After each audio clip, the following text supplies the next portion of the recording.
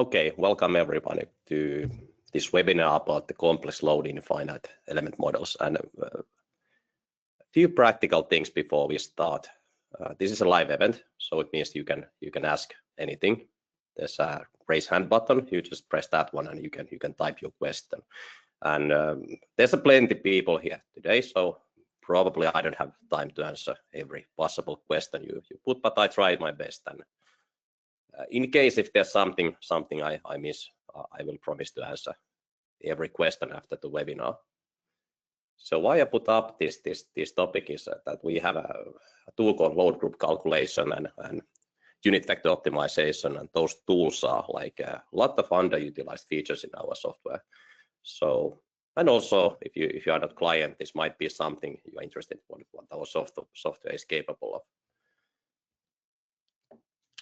So first, a few words about our product. So we are mostly talking about software which is called FEM-Design, and it's mostly used in Nordic, but also in Benelux countries. And what's so special about FEM-Design? It's well suited for building structures type of analysis. So there's a few tricks in the finite element method solving that suits exactly for element structures and complex building frames. So you can make unstable models and challenging models and connections, a lot of connections, and still it works. So this is like really good software at this type of tasks.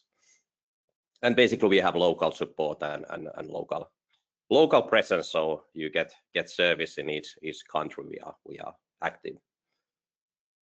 But let's dive into today's topic. So first of all, I want to go through a few practical problems. So what we want to solve with this method.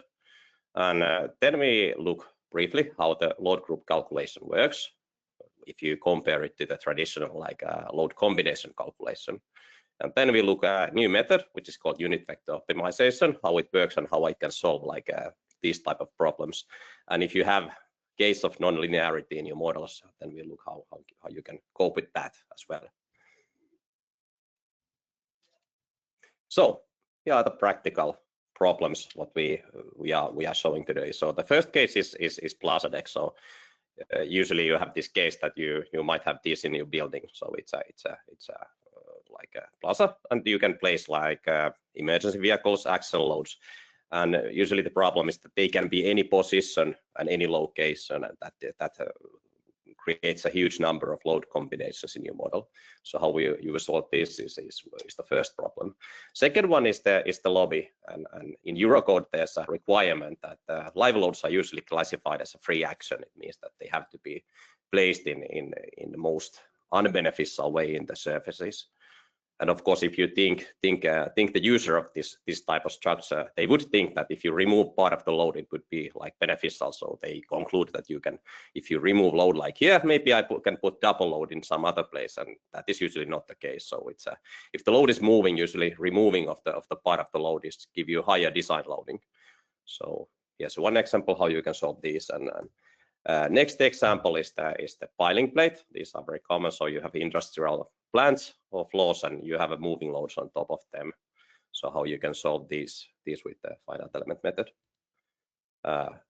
Example number 4. It can be any building here. It's a steel frame, but it can be anything like concrete frame or timber frame. And usually the case is if you have for wind directions, you have cranes. You might have like internal pressures, external pressures. You might have soil pressures, unstabilizing lateral loads, and so on. So it usually generates like a lot of combinations, and then the calculation time is really long. So you don't know which one is the governing load case. So this is like how you can solve those. Okay, maybe we look the first model, which is this steel model, and briefly look like what the actual problem is. So it's a pretty complex building, and we have pressures under the building. But let's go back to the loading. So we go to the loads tab of the software and look what kind of loading we have generated in this building. And you can see that there are many crane tracks. For instance, here is one crane track here, or crane beam, and we have actually 3 cranes in this building. So instead of 1, we have 3. So it creates a really complex scenario. So the first crane is here. It can move anywhere. The second crane is a bit higher. in this level, and third crane is here. And any of those cranes can be any of those any position of those rails. And top of that, we have a surface load on this deck, so we can place axle loads on anywhere on this deck.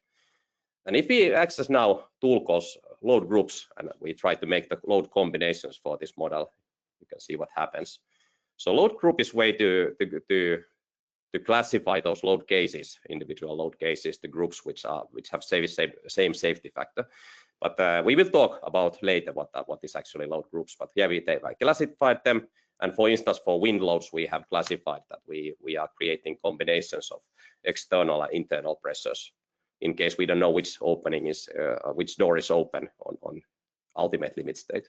And if we try to make the combinations for this model, so we want to generate like 4 wind directions and each of those crane positions, we will run into problems. So if we want to do load combinations, we will get this message, and it says that we have roughly like, I don't know, there's can be like 4,000 million or 400 million combinations in the model, so that we cannot do. Usually the practical limit for load combination is like 200, so it's we have to stick with that. So how will we solve this problem? So instead of creating load combinations, we have another type of calculation, and it's called load group maximization. So it's found on the analysis, and if you click the calculation button here, instead of creating those load combinations, you can maximize the load groups, and it happens here. So you just check this box and it will happen, and it's quite fast. For this model with the 800 billion combinations, it takes about 3 minutes to calculate all the maximums of the system. And what do you get out of the system? You don't get full result, but you get something like, for instance, here we get the pressures under the footings. And then we can ask that what is, for instance, the pressure here. So we click this point, and then we get the value of that reaction. And we also get the definition of what has created this maximum. So how we have to place those crane loads, what are the factors for the dead load, what are the factors for internal pressure, wind, which one is leading, where the forklift would be, and where the cranes have to be. So now you get your maximum out of the system, out of like 400 million combinations, and here is the maximum pressure. So actually you can get almost any internal value, and even stresses for the beams and shells for this load group maximization. And with the load combination, this would be like almost impossible to calculate. Maybe you can calculate like 300 combinations, but that would be it. So this is like the basic problem what we want to solve. And I want to give you also a bit tips about how you can define crane loads in this software. So to define a crane, you usually want to use moving load. So crane can be like group of like vertical actions and horizontal actions, and they can move within one route. And good idea is always to check this return when you make the moving load. So the idea is if you check this return path, it means that the crane will first, the higher load will be on the right, and if it goes back, now it will be on the left side. And if you want to be like really sure what's going on in the building frame and the total load envelope what you are creating, then it might be a good idea to also do the opposite horizontal loading and then do the same run again. So then you would get like all of the maximums out of the system. And this is our second example. So it can be tank structure. It can be anything. In this case, it's a water treatment plant. But the idea is that we have vertical loads. Then we have external pressures. We might have uplift of the groundwater in the structure. And then we have a loading on each of those tanks. So now the loading is here, water pressure is here, and so on. So we load each of those tank sections separately. And on top of that, we have axle load on top of the deck of the structure. Now we want to get the maximum out of the system. So the load group calculation is a pretty good solution to get that. Maybe I open the model so you can look yourself how it works. The only downside of load group calculation is that the file size can be big. So if you're making like bigger model and then you maximize internal forces with the groups, it can take a lot of hard drive to save it. But otherwise, it's really handy to find the maximums. So same idea as before. We go to the loads tab where the loads are defined. Then we put loads in the load cases, and then we open the load group dialog and look what we have defined here. We have defined groups. The first one is called dead loads, and the dead load case have been moved here. Then we have a pressures, and this is the important how we combine those pressures. So we have uplift of groundwater. Then we have a soil pressure outside. We can also divide that to 4 different walls if we want to inspect what happens if we excavate only one side or excavate like 2 sides of the building. Then we have pressures of those tanks here as a separate load case. And then we want to get maximum out of the system. So we might want to generate all the possible combination of those pressures. So inside of the group, there's a logic, and logic is defined here. So alternative means that there will be like 7 combinations. So just each of those tanks is full, but that is not correct. So if we select alternative, that will create like all the combinations we need. So that will be like a lot. and entire means that there's just like everything is affecting at the once, but that we don't want. And there's even possibility to make a custom. So custom means that I can define whatever I want. For instance, if I click simultaneous, you can see what happens. So each of those tanks will get loaded, and it will create, I don't know, there's like at least 500 combinations of tank pressures in the structure. But of course, you can modify this table yourself if you're uncertain, or just select like alternative here to make all possible combination between the actions.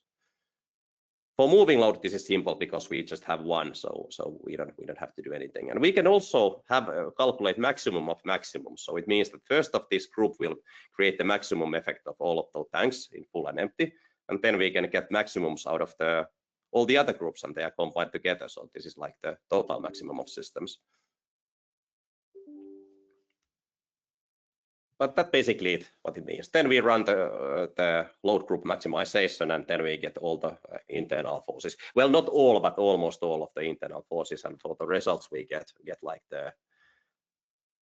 which tank has to be full and which tank has to be empty, and where the groundwater levels are. And of course, you can even have multiple water levels in tanks if you want. And if you go to the concrete tab, we can really quickly design rebars for the system. So now we don't have any like downfall if we have like hundreds of combinations, because now we just have envelope, and it's really fast to calculate rebars for even like 10,000 or million combinations of actions. And we can check existing rebars. So now we have put the rebars in the system, and then we check that is the capacity satisfactory for requirements against the Eurocode, and we get report out of this.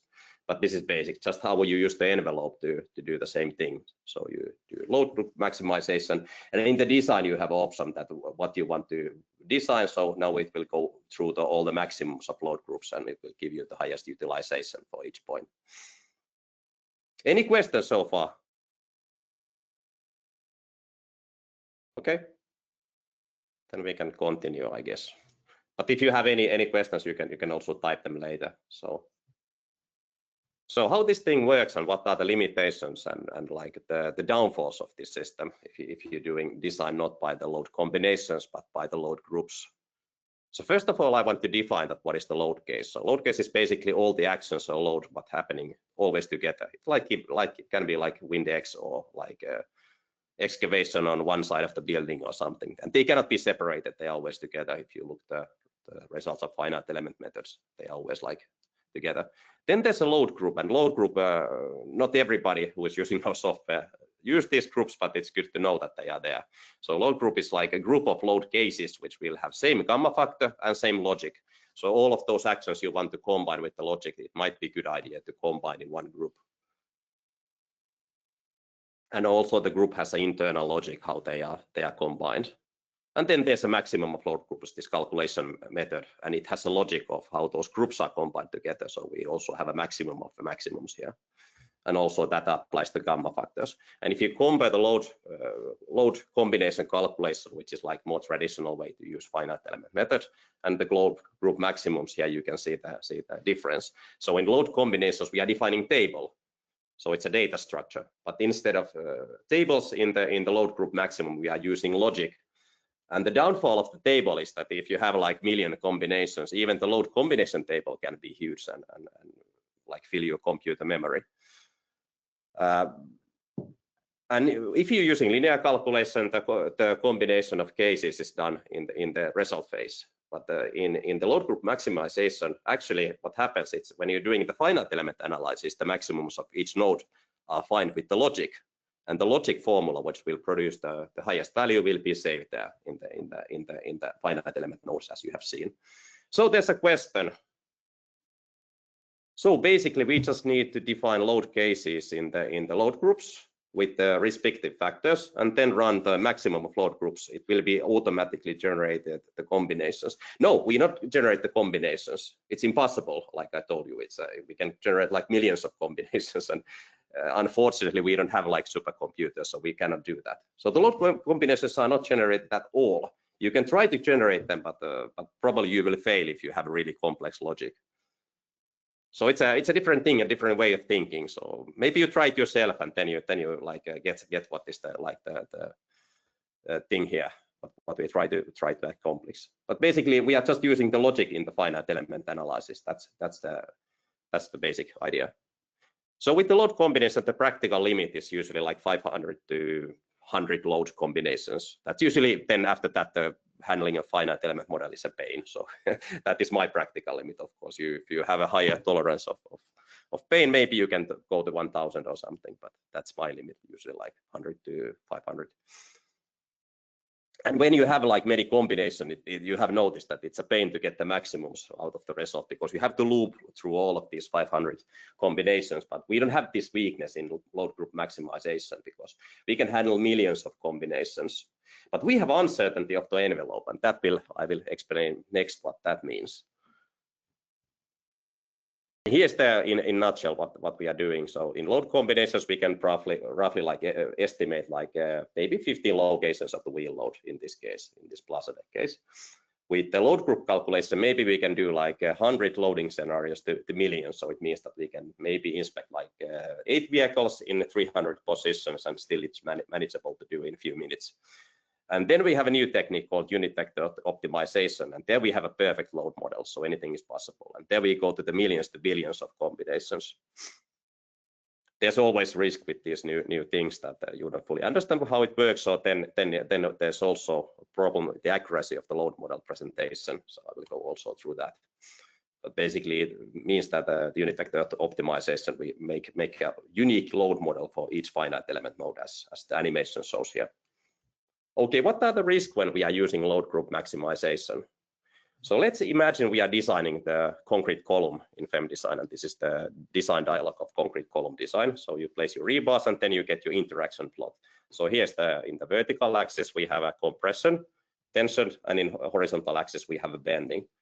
And then we maximize the load values in load group maximization. So in green point, we have this point, this bending, and this normal force, and we look, it's inside of the envelope. Then we get maximum bending combination and simultaneous other forces, and we are happy. Okay, this is maximum bending, and then we have like a bit of like 1000 kilonewtons of compression in the concrete, and that's inside envelope as well. But then we cannot be sure that there exists a point inside of the envelope with which if you calculate something more complex like buckling, or you calculate like capacity of the concrete section, you don't know if it's inside of the envelope or not. But in real systems, usually they follow pretty much this envelope. And you have this same problem with the traditional load combinations as well, because the real design forces are continuum, and in load combinations, they are always discrete. But this is even more discrete than load combinations. So we cannot be sure what happens outside of those maximum points. So we get maximum compression and simultaneous forces, and we get maximum bending and simultaneous compression. But what happens between those, who knows? But this is not so big limitation as you would think, because real systems behave more like but it's good to keep in mind that if you have a system which has like pretty constant compression and the bending is varying a lot, then you might run into this risk with the maximization. Okay, maybe we look a bit further how you do this example. So we have a emergency vehicle which can be placed anywhere in the Plaza Deck, and we want to know what is the governing load location in the system. And we don't want to go through all millions of combinations. So how we do that? So I have made the model here. Out of the system, when we have done the maximization, it takes like 4 minutes to calculate this model. And like now I'm plotting the mx forces of the shells. So I can look the values of each of single points, and the maximum bending out of those, like, I don't know, thousands of millions of combinations is here. It's 114 kilonewton meters. And if I click on the numerical value, I can show extra information. And these cases mean that we have saved the logic. So this is the logic value, what we get here. So how we combine where the truck has to be. Now it's have to be on the 60-degree rotation, and the location has to be on 187 is the location value. How we define the loading? So let's go here. We go to the loads tab, and then we look what we have defined in here.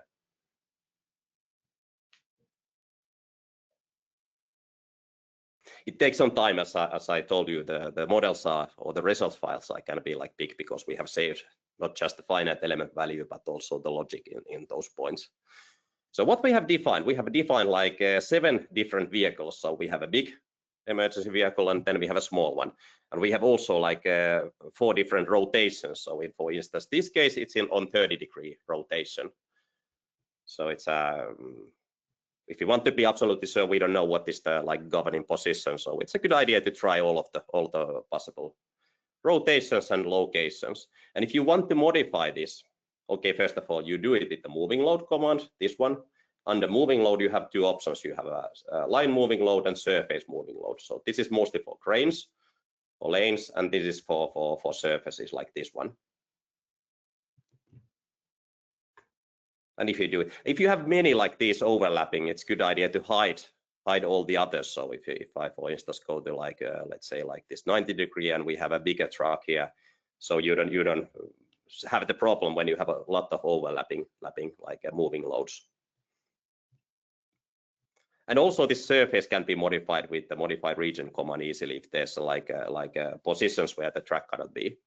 Then we want to combine those actions. So we have like live load, and then we have a live load on deck, and not live load on the planter box, but we want to combine those. We go to the load group tool here.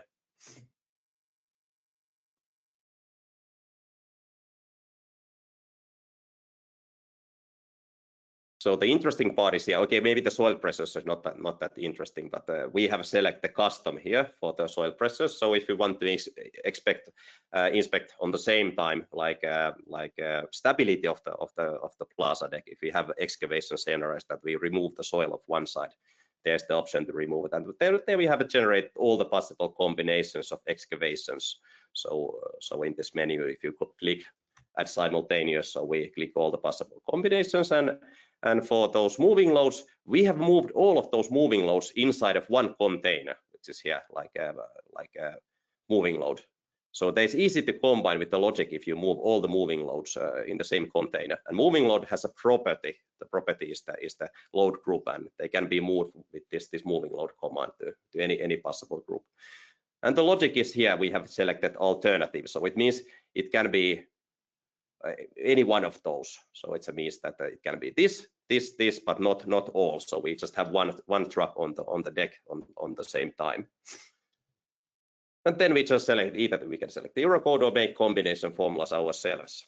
And we have a question here. Let's go here.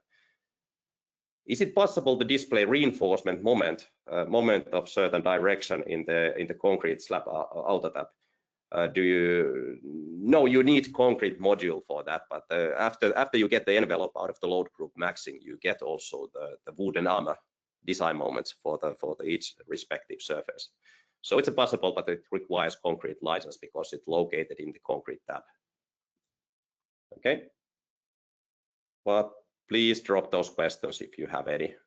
But that's basically how we do it, and then we just to recap, we go to the analysis and we run the load group maximization. So to get everything out of here, we just calculate the maximum of load groups, because load combinations we cannot do. That's just simply too many. And by the way, like I mentioned, when you do those maximizations, you don't get full result, but you get most of here. So all of these internal forces have been maximized, but the reason why you cannot get full result is that computers cannot do magic. So if you maximize more and more stuff, if you maximize like 5,000 things, then it takes as equally long as load combinations. something has to bend, and this is like you just maximize certain internal forces like torsion of the plates or bending of the plates and so on. But we maximize also self stresses, so this would be like really accurate now. If you don't have any further questions, we can go forward. Just a few tips how you define like surface moving loads in the deck. So they are done with the normal loads, as like here I put 90 kilonewtons per certain area, and you always want to use like a area load instead of point loads if you're making moving loads. And after that, you just simply maybe it's a good idea to also to copy them if you want to have multiple like rotations or like sizes of the vehicle on the same time. So it's really easy to modify those loads. So now we can make like both of those vehicles in the same day. And the moving load, there's a button called vehicle, and vehicle will make what it says that it makes a vehicle. And the last question is the local coordinate system of the vehicle. So we place it like here, and then tell the driving direction and what is the up direction, and then just give the name for the whole thing. And point loads is never a good idea for these decks because it can be like 500 positions. We have a tool called peak smoothing, which will take out of the singularities of the system. But if it's a moving load, always stick to the surface loads because surface loads do not have this numerical problem. So if it happens to enter the dense mesh region, then you get this problem that the peak value will be really high. And just a recap of those logic, how they work. So you have like this Boolean logic, and then you have a custom, which can be anything. And then there's a new thing called direction. And the direction means that you can link loads in a different groups together. So it means that if we have this wheel load, then we have that live load, or if we have this wind load, then we have that lateral load. So it's a tool to do that. It's not just direction. You can use it really clever way if you really think that you have 4 like different like logic categories where you can classify the actions. And we have an example of that one here. Another tool is that we have the master load case. So instead of we have a like problem like this, that we have a moving load on ramp, but same time we want to also have the pressures on the footing of this retaining wall, and also wall pressure on the wall of the ramp. So with this master load case, I can combine the wall load and the foot load with the moving load, which is on the deck. So they will be all coupled together and they affect in the same position. So if one load moves, other will follow it. So with this master, but it applies to the moving loads only. So then we go to the next example if you don't have any questions so far. So the quotation is from Eurocode. So I think it's part 1, the loading. So it classifies what is the free action. And now we want to know what happens if the people are not constantly loaded on the deck. And usually the governing load cases so that it's not like constant. The model is here. How we define a checkerboard loading, or even if we are lazy, we don't even want to do the checkerboards. We just want to know what is the governing loading schema out of the millions of combinations, and how we do that. First of all, let's look at the results first. So we get just the bending of the system here, like before, and then we get like which loads has to be put on and off. So if you look like the logic what has been saved inside of the finite element, we fetch the information here, and you can see that there's probably like half of the live load cases have been activated. Oh, not just actually not that many. So it's just like few of those cases have been activated. So now we go to the loads tab and see what we have defined in this model.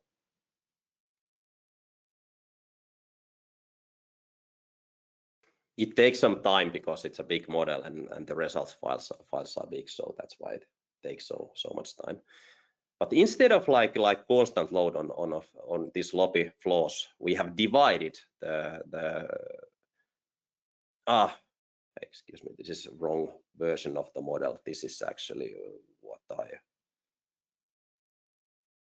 I want to. It was with the other method, so I will go here. So this one is the correct one. The last one what I opened accidentally was made with unit vector, so this is made with the moving loads. So here we see that not all the live loads have been activated, and if you go to the loading, we can check that we have divided the live load in these spans. So for instance, here's a one span. So how do you do that quickly? First of all, you define constant load and right click and modify region, and on the modify region you have division command, so you can split the load in the regions, and then you put each of those like batch loads with a different category or different load case, so they can be like separated. As I told you, the definition of load case means that they are same time affecting loads. So now we just load like single span of the system, the area between the columns roughly. That is not like the full optimum, but close to the maximum. And then we go to the load groups, and then under the live loads, we have a select simultaneous, so it means that makes all possible combination between the actions. If you try to make the custom, it will fail if you try to do this, because you can see that the limitation is even this table is 32,000, so it's there's 32,000 combinations what actually, or it just tell you that the limit is 30, maybe it's even 100 or million if I remember it correctly. So it's probably there's a million combinations what we are expecting. So we just select like simultaneous here, so it can be like any combination of these like 40 actions here. Then we just select Eurocode, do load group maximization, and out comes the system in a few minutes, the definition. What of those live load batches have to be turned on and off, and what are the lateral loads I need to put in the system to get the design maximum of this cast in situ plate. So any questions about this one? It's pretty easy to do, but the difficulty is the defining the logic and you know how to use the software. Okay, if you don't have any questions, we go further. So this is the example number 3, and it's a piling plate of the industrial building. Or it can be anything. It can be also like ramp in the real outside, like civil works or similar structure. But the rules are following. We have one truck in the main lane, yeah, and then we have 2 other trucks here. And truck can be here after the crossing or before the crossing, and same here we have another lane. So actually we want to inspect what happens if we let 3 separate trucks to drive simultaneously in the building. So that is like the maximum limit of what we allow, and we want to design with these loads. So how you do that? So we go here, and that is actually not that big model, so doesn't take that long to open.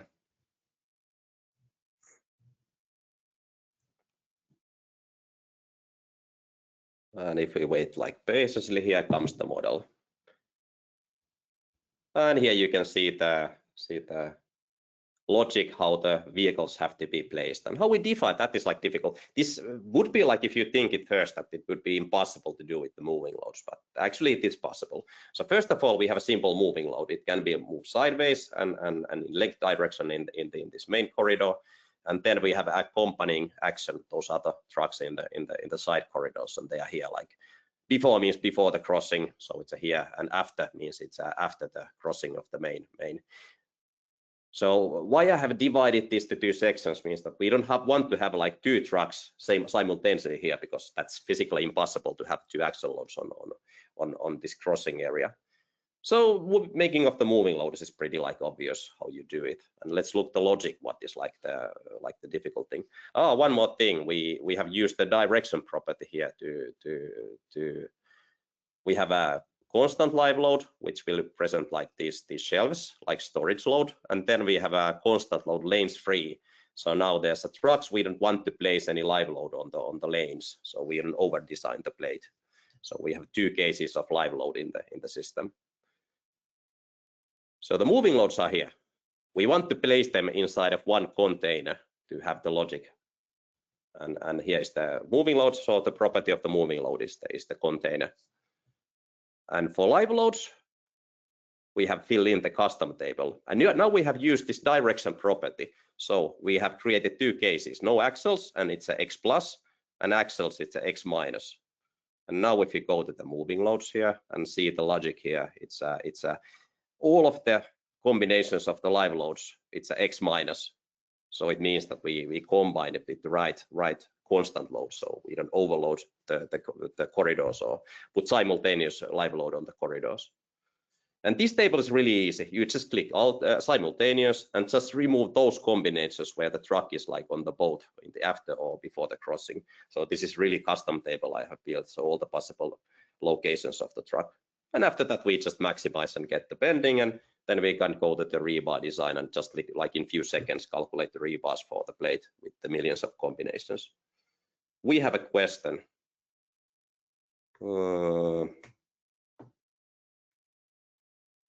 Is the load direction logic of the subgroups, or does it affect the load between load groups?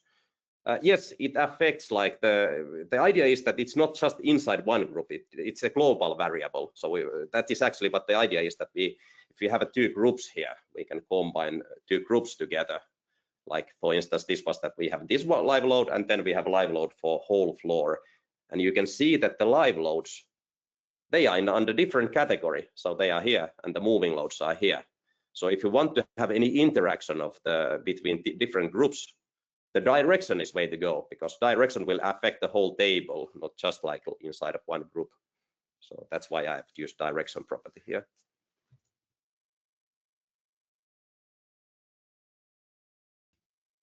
How to inspect the logic? So this is really important that you inspect that the logic works perfectly, because if the logic is faulty, then the results will be like crap, so it does not work. So that we will look next. So maybe I open the first one, this building model, and there we can look at the examples, how you define the logic, or inspect the logic, what you have defined. So we open the model. In this case, it doesn't take that long. We go to the loads tab, and then we go to the load groups. And for instance, to recap, the wind loads were defined so that we have what? Sorry, yeah, this one. It's just like first few rows. Yes, here's the logic, like internal pressure is combined with the external pressures here, and we want to inspect that one. Then we have a plane loads and crane loads, and we gotta make the full table, but we can make a sub table. So this load combination tool, the next button here, which we make like traditional finite element load combinations, is really good way to inspect the logic. So if we click the generate, you already know that we cannot do the full like thing, because it's way too many combinations. But if you want to let's see that we want to see the live load. Maybe we just take dead loads, and then we take wind loads, but we don't take any plane the forklift, and we don't take any cranes. So let's see what happens now, and then we just click OK. And there you have it. It's really manageable table without any cranes, and it's only like 50 rows. And there you can inspect that, okay, we have a wind X, we don't have two wind directions affecting simultaneously. Then you can see that the internal pressure is plus or minus, it's not both. So it's or then we can generate just the crane load, one crane load, and see how it works, that it chooses one position at the time, for instance, like this, that we delete the table and generate the subset out of it. Let's say like we want to check how the crane 1 works. And you see that it only takes like one position of crane 1. So yeah, you can see that the logic works. And the second way to inspect is that you look those saved values of finite element nodes, because the logic is saved there, and but it's like spot check. You just see one point and it doesn't tell the whole envelope is correct. But usually this load generation of subset, it's the way to go to do that. And then I quickly want to show the unit vector optimization before the end the day today. So we have a question here. Let's see. Is there a smart way to show the logic in documentation?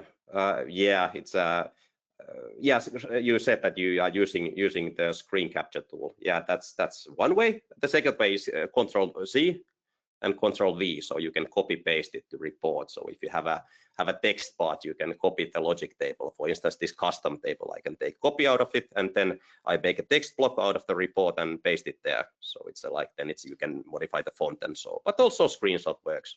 Maybe we develop it later, so you really have good way that you can just select as a normal result. But no, currently there's not like ultimate way to do it. So unit vector optimization. So what is that? It means that we load the model with the unit vector on different locations. Then we get the response of the system. By combining those responses, we can describe any loading in the real world. And then we can optimize the loading without finite element method. This is important to know that this is not finite element method. This is something totally something else. It's not finite elements what we are using here. We are using results to do the optimization. And maybe we open the example here. So here's the exactly the same problem. So we want to know where the governing live load is, and we have done two optimizations: the first flow optimization and second flow optimization. So we first look like the optimization here, and the optimizations are done with this button. It's called traffic load, but as a building designer you can use it, and everybody who has a FEM-Design license have also right to do one optimization of one variable. So if you want to do more, then it's a bridge module, but basically all of you have this tool already. So it's pretty simple. You define a traffic load pattern, and you use this one for the buildings. It's called carriageway, so it's a surface. And what I have defined here, I have defined that I want to maximize positive bending of the cells, not the negative bending, but positive only. We want to save the simultaneous results. And the load model, we just put like constant 5 kilonewton crowd load. And there's a lane, like this is really confusing because this is for traffic load, so you have to put them in the lane. So I just put it on the first lane and say it's a primary. And lane alignments, I have to make one lane, which is like 20 meters width. So it's like a bit of cheating. And in the calculation options, I just select multi-start optimization. And this is important that I move also the traffic load or live load, like in the transverse direction as well. And when we have done load case calculation, now it's important, this is like load case what we're getting out of the system. So we are not maximizing the load groups yet, we are just maximizing the load cases. So it's a load case result, what is here, what we are looking. And it's a this load case, it means that if we look the maximization case, this maximization case, actually this is maximum out of the billions of combinations. It's not the load case in traditional sense. And these DLCs you never look like at all. It just means that those unit vector results. So I take out of then you have a new button here that I can snoop that what is the governing load pattern. So in case if I'm looking like the load cases, so I look like a shell internal forces and mx the value what we used to like the maximize, and then we take that one. And now we see the results only for top deck, so how the live load should be placed. And this is pretty close what we get with the patch method. I already showed you those millions of combinations. But this is much more complex and much more like complete picture what happens in the system. And if we look like a maximum of load groups, so we can also combine those maximum of billions together. So like a shell internal forces like mx plus here. We get the patterns for both of the floors simultaneously. And same if this column is like fixedly connected to plate, we also get the bending moment of the column if this is cast in situ structure out of the billions of combinations. We have a question. Let's see. Yeah, the question is lane width equals 20 meters, the building width in this case, exactly, or bit higher. So if your building is like 20 meters, you can put like 30 meters there. The important thing is that the whole floor is loaded. So that is like the important thing. Okay. I don't want to go too deeply into this because we just had the bridge webinar last week. So that's if you want to get details. But of course, if you want, I can help you. And this is the example, but how it looks if I do it on the plaza deck. So same time I can affect live load and axle loads or just axle loads. So I can inspect like 5,000 vehicles simultaneously. Just in a few minutes, I get the maximum out of the 5,000 vehicles. So it will show you where the axles have to be placed and what is the size of the fire truck. What is the critical here? And few words about the non-linearity, because all of these systems, as I mentioned, they were linear systems, and there's always among our clients people who want to use nonlinear models like the contact analysis, and unfortunately, like the maximization tool doesn't work with the nonlinear models. But what I use it usually and tell people to do is maybe you can maximize like 5,000 or 10,000 or like million cases, and then look where the uplift of the system happens. For instance, here we are inspecting the uplift of the groundwater. This is the tank structure. And then we can have a candidate for nonlinear calculation. So based on these, we can first loop like millions of combinations that how the tanks have to be filled, in which level, and then we can see that, okay, this is a really good candidate for nonlinear calculation for the bottom floor. So we can use it as like a gauging tool to get those critical combinations out of the systems. Other case, if you need like nonlinear models, the cracking factors you can always use. So plates and columns and beams and foundations have a cracking factor. So you can reduce the stiffness of the elements to simulate cracking. And you can divide element to many sections if you just want to have a cracking in the over the support or in the span. So there you can have like a semi-nonlinearity of the system. And in FEM-Design case, if you really need nonlinearity, it can be turned on only for certain combinations. And also like the nature of nonlinearity can be turned on by the combination, which is like pretty unique feature. So like the NLE means contact analysis and plastic means nonlinear material. So we can really select those like demanding combinations only for nonlinear calculation. That saves a lot of time. And also how if you really need that, how you make like if you want to make nonlinear models and you have a lot of load combinations here. It's a good idea to first like look how well those nonlinear functions converge. So it's if you want to do something. So instance, if you're using contact analysis, you want to probably reduce the contact stiffness to get fast converging contact analysis. And do not apply the contact analysis to element connections which are like between the tension and compression, like the vertical wall connections in reinforcement walls or reinforced concrete walls. And if you want to use material nonlinearity, you want to stick to the models which do not have a drop in the stiffness, and try to reduce the size of the model and make submodels, because usually in linear calculation, the relationship between the calculation time and number of finite elements, it's nonlinear. But if you're using iterative solvers like contact analysis or material nonlinearity, it's more linear, but still.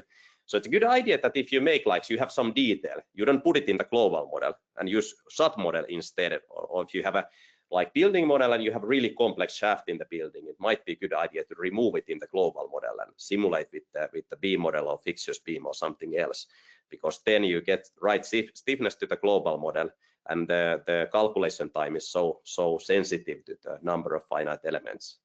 So actually, if you sum up the submodel time and main model time, it's much less than the total calculation of the global model with the details. So always, if you have a possibility, take the details out of the global model.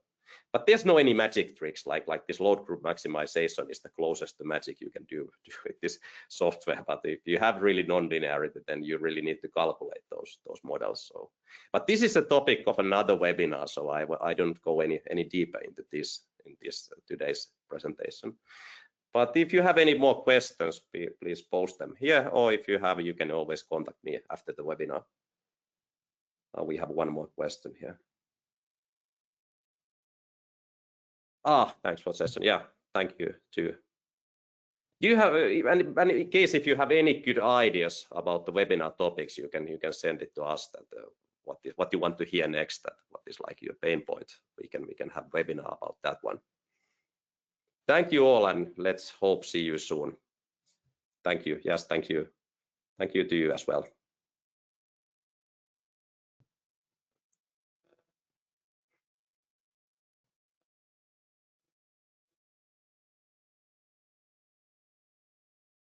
Thank you.